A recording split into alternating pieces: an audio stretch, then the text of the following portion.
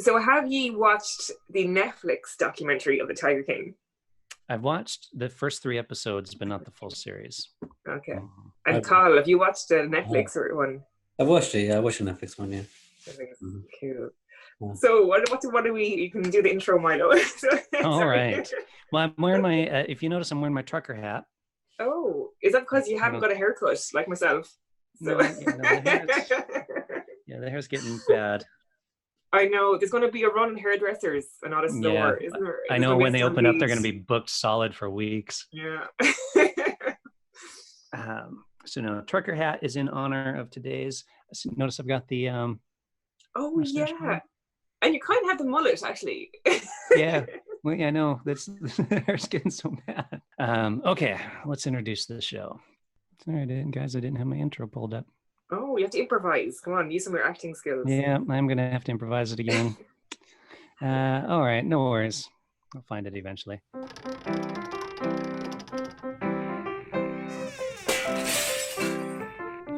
Welcome. Oh wait, let's see if I can do it with a southern accent.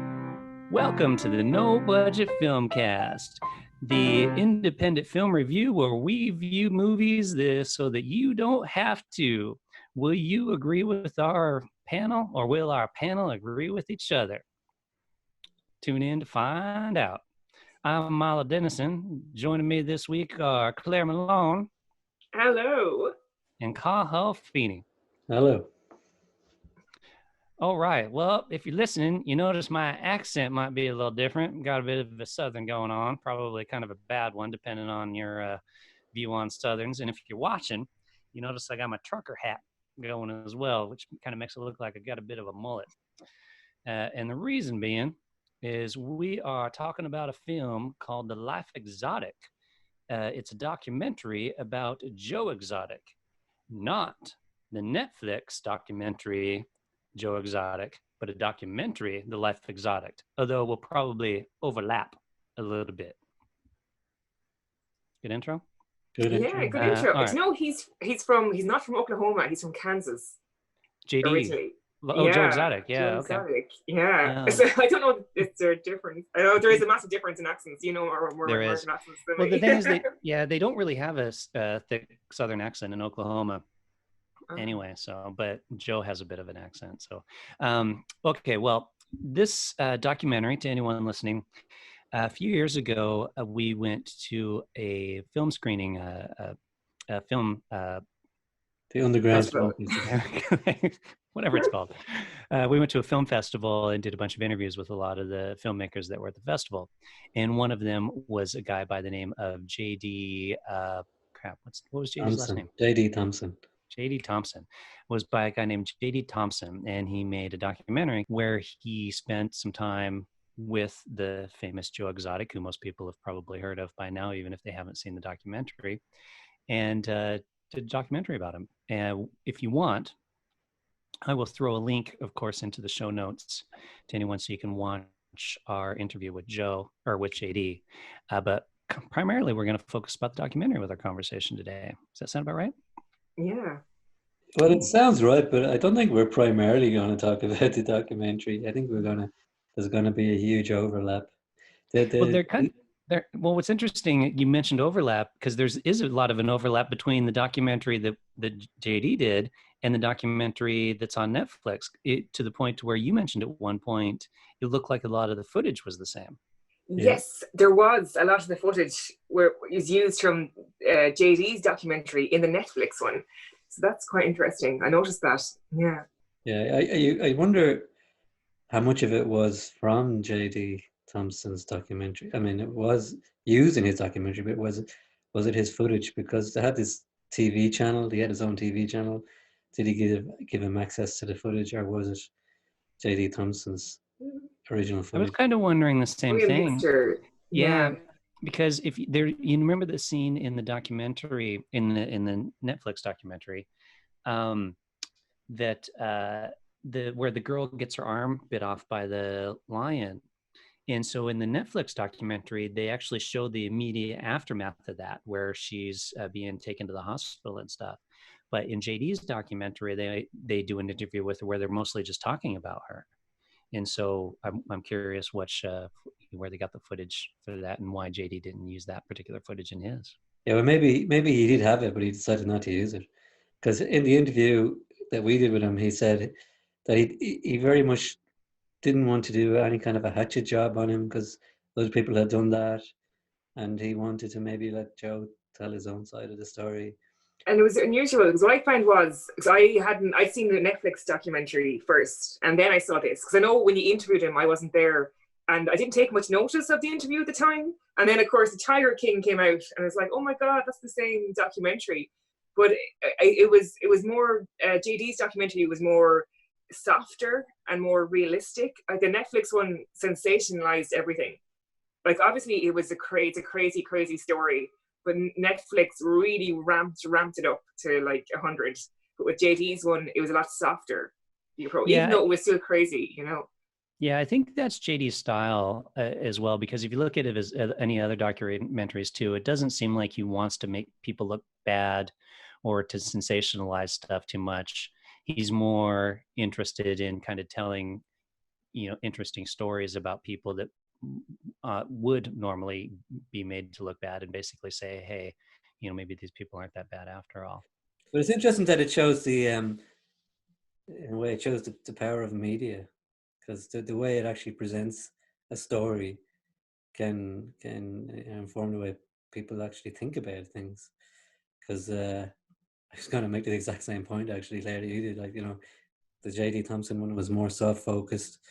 You get an impression of the guy, and it doesn't necessarily hide anything. Or maybe it hit that thing about the line, but the information is there. But as you say, the Netflix is more sensationalized. Yeah, JD, talks about it, but he doesn't. And then he doesn't really get into the whole conflict with. Was it Caroline? Carol Baskin. Yeah, Carol Baskin, he doesn't get into that JD's documentary at all. But the Netflix one, even when his alligator and place burnt down, and where his studio burnt down, it was much more sympathetic in JD's documentary, and it wasn't as much in the Netflix one. It was more he's putting the blame on Carol Baskin in the Netflix one. But it just shows you it's the same instance. I'm not sure if you've got that far, I know. I'm in episode 3 of the Tiger King. But it's interesting because when you see both of them, it's the same incident, but it's such a softer approach, in JD's one compared to Netflix, which makes it look like Joe did it, where he was in cahoots, So, but and I love the way in JD's one as well. He gets Joe to just sit down, and he gives it he lets him tell his story a little bit more. And you feel very sorry for Joe in JD's documentary. At this moment, he kind of breaks down, and he mentions that he feels like he's in prison in the JD's documentary. And this is before he went to prison, so before he had an actual prison experience. Yeah, but because he was saying like he can't go to he didn't have time to go to like weddings or funerals or when his nephews are born, because he's working at the zoo 24 hours a day. So he feels like he's in prison the whole time, which is weird when he said that, obviously, because he is currently serving 22 years in prison, So. In some ways, he made a rod for his own back. Like he does come across as a bit, I don't know. He's definitely unhinged and unstable, and self-serving. Like, because he says like he set up the zoo like in honor of his brother who died tragically, but it just seems to get bigger and bigger. I mean, how many tigers does he need, like, to honor his brother? That maybe it just became too big, and I think it was a kind of a power trip for him as well, because he. And did he mention the brother in the Netflix one? They didn't really focus much on that, did they? The brother who died. They talked about him, but did they? Probably not as much. Yeah. Yeah, because he actually was a cop. He's a policeman, Joe Exotic. Which is strange, but you do feel a lot sorry for it. But he has kind of he even admits himself he's kind of a crazy enough character, But it was it's fascinating to have seen Netflix one and then seen this, and it does show you how editing can change things and can manipulate things, and so and why people could be paranoid to get interviewed by documentarians, because it's like you don't know, even if they come in and say, hey, I'm going to try to make you look this way or that way, in the end what they're doing is they're trying to make sales and get press, which the Netflix one has done really well. Yeah, and it's funny that there's another episode they released, kind of a follow-up episode with people who were in the series they interviewed, and just some of them said that they hated the way they were portrayed, like that wasn't them at all, you know. So it is interesting. If you're making a documentary, you know, it's in the documentary maker's hands how you'll be portrayed. Yeah. Well, no doubt, it's a great story, you know. And even if you look at the way some of the footage in the Netflix documentary, that these kind of slow tracking shots, they made them look sinister. And Carol Baskin not riding her bike like she was the Wicked Witch of the West. Yeah, but Absolutely. But just following social media now, she seems to be public enemy #1. Oh, It almost was of like Trump versus Hillary, you know. Like, and I'd say if he's obviously he's in jail, and it went to trial, and there was evidence, maybe stuff we didn't hear or we didn't see. But apparently, I'd say if it was a popular vote, that he would win hands down. Yeah, you would. And it's funny that apparently, like, he started off like wanting to rescue these tigers, and then he started breeding them because he needed to make money for the actual park. So when the tigers got older, he actually put them down, healthy tigers. So that's why he kept breeding them, so they'll still have baby tigers for kids to play with and stuff, which is really, you know, unethical, I suppose. So yeah, tiger breeding, any of that kind of stuff is really messed up. And even I volunteered in Zimbabwe a few years ago on a refuge as well, and they kind of do the same thing, but it's kind of also passed off as like, well, we're doing good because we're breeding endangered animals, so it's keeping the gene pool alive, but you're breeding them for captivity, an animal that should be out roaming and be free. So say what you will about Carol, at least she's not breeding them, you know. I mean, she's, as far as we know. Yeah, as far as we know, she's making money money off of them, which is bad. But like I don't know if you guys have ever heard me rant about zoos in general. I'm just naturally opposed to taking animals and putting them in cages and putting them on display. So I'm kind of opposed to Joe, Carol, that other guy, the guy with all the wives, Doc Antle. Doc. Any of that kind of stuff, I'm kind of against. It does seem completely ridiculous that an individual could have their own private zoo with like over 100 of these very dangerous animals, and I didn't remember any security around these at all. Like, I did hear before, it wasn't my favorite stats that I used to trot out, that there were more tigers in Texas than there were in India. Yeah, I heard of that. And it's crazy. Like it's just such a weird. They're crazy people. Some of these people, you know, they're very eccentric. A lot of these tiger people. Yeah, but Cal, that's kind of to that point though, which is to a point of captive breeding and like this, because it is keeping that in. Because like you said, in India, there's fewer tigers there than there are in Texas, because of the way the population growth has just taken over all of their environment. So if people aren't breeding them in captivity like this, or aren't breeding them in zoos, you know, will they die off? So maybe the future is there will be no tigers in the wild, and the only tigers will be in captivity. Maybe they'll go the way of dogs, you know, and like in 1,000 years we'll all have our own pet tigers. Maybe. But apparently he was afraid of tigers. That's what one of the people who worked with him said. I'm going to put my hand up here as well, you know. Yeah. But he said that the liger, the white liger, it was blind. You know, the one it shows in JD's documentary, and that's why he was with him. And the other tiger, he was tranquilized, or he was, you know, sedated. So that's why he was in with them, you know. But it's it's such a crazy eye opener of a documentary. So it was fascinating to see the two takes on the same man. Yeah, definitely. And I hear that even while I mentioned before you joined us, that they're reopening the case to investigate the death of Carol Baskin's husband. Really? Yeah, I saw a news article about that. They were trying to push to reopen the case. And like, God. seemingly Kim Kardashian tweeted, do you think Oh, Carol Baskin is like, and a lot of people just seem to think she is. Like, she may come across as self-serving and hypocritical in some respects because she has to live as well as anybody else. But I never got the feeling that she was capable of murder. Well, and the interesting thing about that, once again, to what we're saying about the documentary, if JD had done a documentary just on Carol, how different of a light would she have been portrayed in? oh, that'd be So, fascinating. They should just focus on her. Someone should do a kind of a documentary just kind of on. I know they did it in Netflix, but just more on even her perspective. Or JD should do it just to see what he would come up with compared to Netflix. Yeah, but I don't think she wants anything to do with, and she's to anything. yeah, Any at this point, documentary she makers. probably would be that way. Like if Yeah. somebody like JD showed up and be like, no, really, like I'm gonna just give you a chance to tell your story without making it look sensationalized, she'd probably be like, get the fuck out of here. Like, yeah, well, they do have their own TV channel, YouTube channel with millions. Oh, she does, doesn't she? Yeah. So they could just contract somebody in to do it. All right, guys. Well, should we get to the ratings? Yeah, so we're rating the documentary.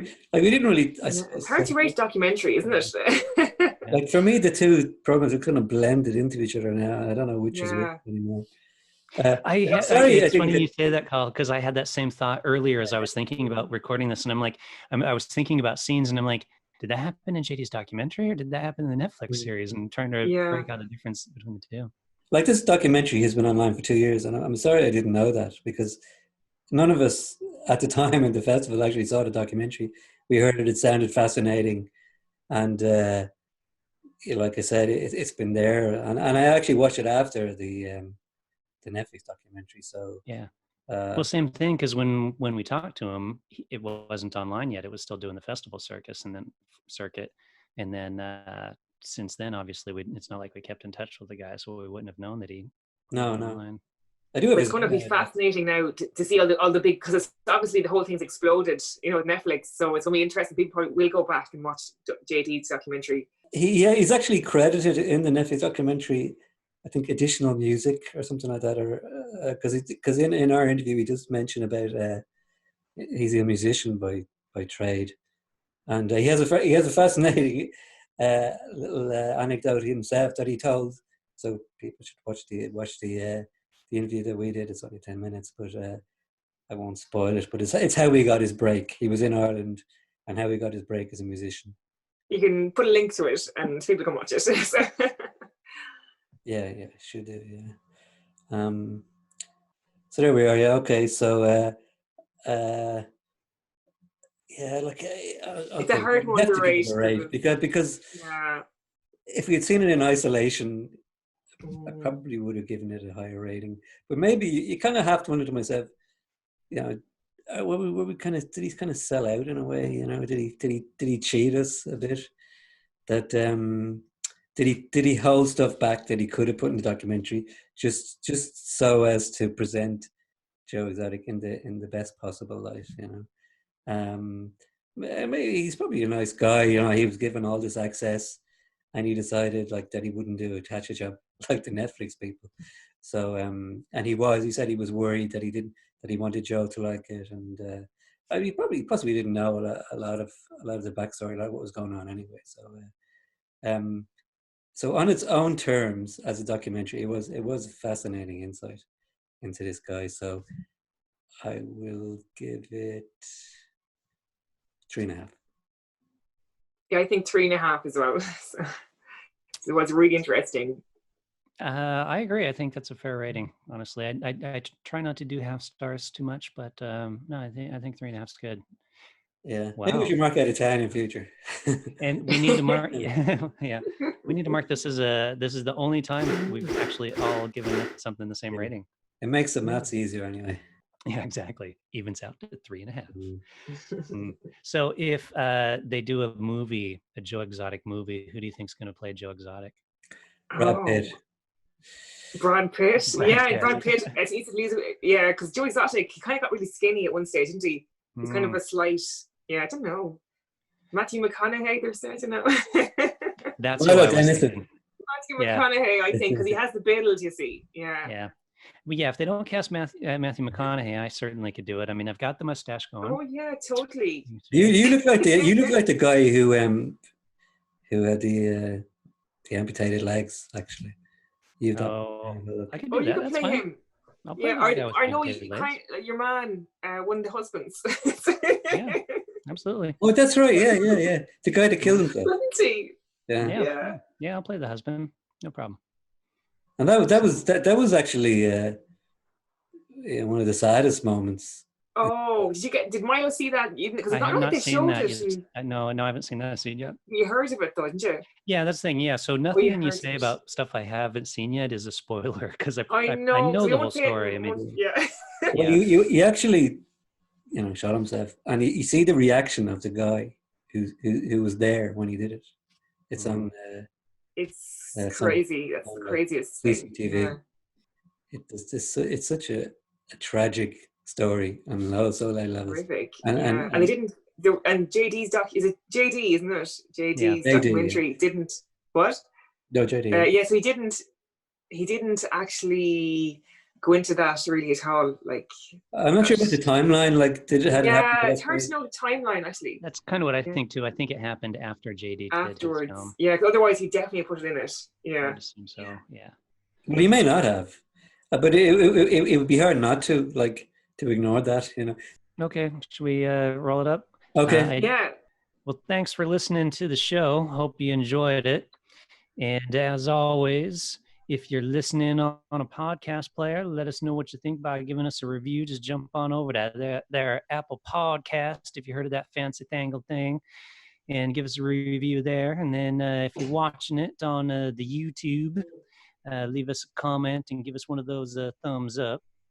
Or you can always reach out to us at the No Budget Show on any of the social medias. And with that, we'll say, see you later. Bye. Goodbye. What would goodbye partner, I guess. I'm trying to think, what would a Southern Bye, y'all. Bye, y'all. There you go. Bye, y'all. Bye, y'all. Until next time. All right, whatever. You'd think from the U.S. I'd be able to do a better Southern accent too, actually.